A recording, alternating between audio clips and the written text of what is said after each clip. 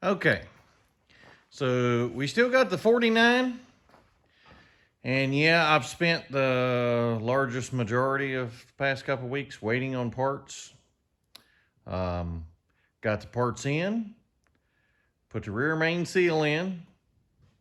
I'm pretty sure I already showed y'all that, but in the past couple weeks, I've forgot what I filmed and what I didn't. So if I didn't film that, I put the rear main seal in. If I did, you already saw it. But I went to start the truck and the crank wouldn't move.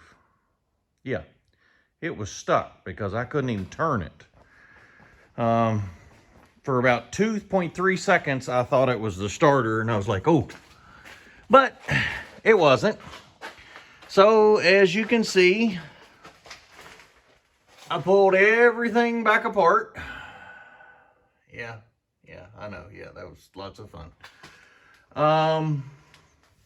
But I pulled the rear main cap off, inspected everything, and didn't find any evidence. Didn't find anything out of the ordinary, gone wrong. Shims were in there like it was supposed to. So I know you're probably not supposed to, but I actually cranked it over without the main cap on it. And it did turn over. So, of course, logical next step was put main cap back and try cranking it again. Okay, did that, cranks over. So next logical step was torque down main cap and try again. So I torque down main cap and it still turns over. So now I'm going to put it back together and hope it actually starts when I put the oil pan on it. So I'm confused on what I actually changed or what I didn't, because it really wouldn't turn over. I put a 4-foot crowbar on the teeth of the flywheel, and I could only turn it 2 teeth at a time with a 4-foot crowbar. So it was bound up, but I didn't find any evidence of what it was bound up on. So yeah, not sure what that was, but hey, we're going with that. It turns now.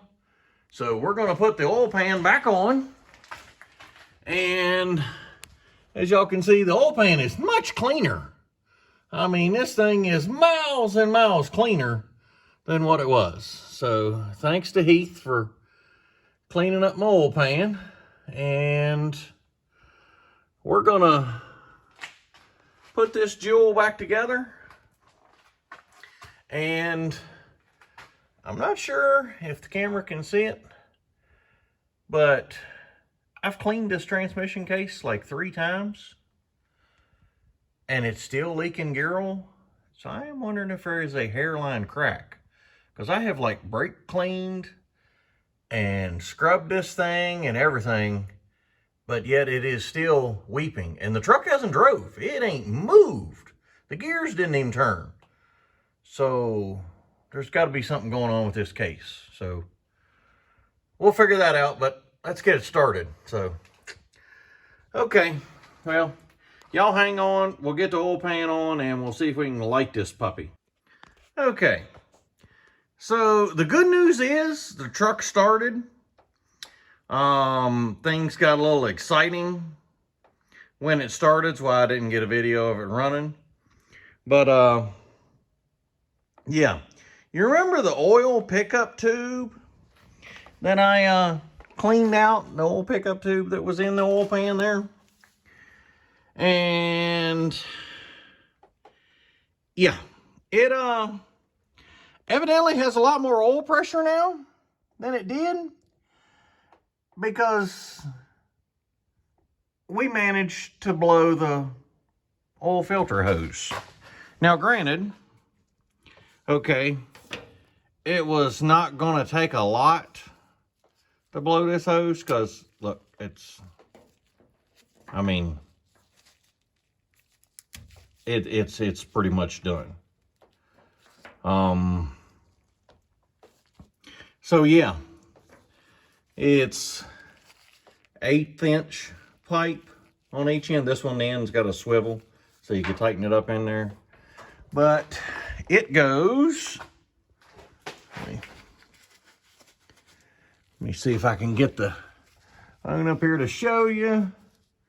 It goes in that little brass fitting right there up to the bottom of the oil filter. And as you can see, when she let go, she hosed down a lot of things. But the good news is, it doesn't appear that oil is flying out of the rear main seal anymore. So, yeah, that's a good thing. But we seem to have found a pressure relief valve here. So we're going to fix that. And I'm going to show y'all an oil filter. For those that have never seen one in a 216, we'll lower the truck down and show you. Okay, I couldn't lower the post down with just one hand, so had to cut the camera. All right, the oil filter topper, it's just right there. And it is a canister style, which I've already loosened it up a little bit. But yeah, that right there is just awesome.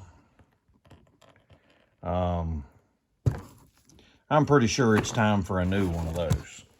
I don't know how much pressure restriction she's having, but I'm sure it's a lot.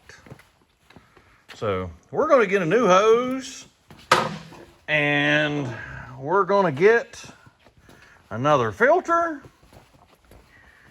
and we're going to try this all again. But let's see, coming up, we got the Corvette chassis for it. We've painted the engine parts. They're painted in there.